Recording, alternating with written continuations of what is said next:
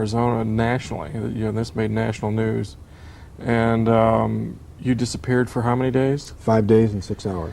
Okay, you were gone for that length of time. You left. How many of your friends were with you in the truck? There were 6 other men besides myself. And within like 24, 48 hours, there was some question of whether they had murdered you.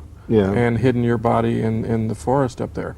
Yeah, when they went to report it to the authorities, you know, the sheriff and his men could see that these men were still very traumatized, but this story was just, you know, too much to... Too fantastic. Yeah, so they, you know, the logical conclusion for them was, aha, they made up this story to cover up for having... But they did all pass the polygraph tests, I believe. Yeah, the state police. So that was... You know, they were sort of at a loss as to what to think about that, I would imagine. One of the members in the audience asked that one of the shows that are recently played, they asked, there was some discrepancy about somebody that didn't pass one of the polygraph tests. Is it true that they didn't necessarily pass it, or was it that it became inconclusive? Well, it was ruled inconclusive officially because he got up in the middle of the test. You know, they run 3 or 4 charts, and they'd already run a couple, and he got up in the middle of the 3rd run or something and stormed out. Who was that? Alan Dowles. He was upset at being accused of murder.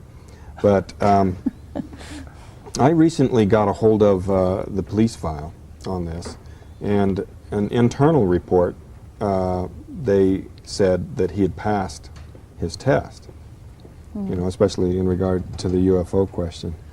But, you know, the procedure being what it was, the fact that he didn't complete it, they, for public consumption, ruled it inconclusive.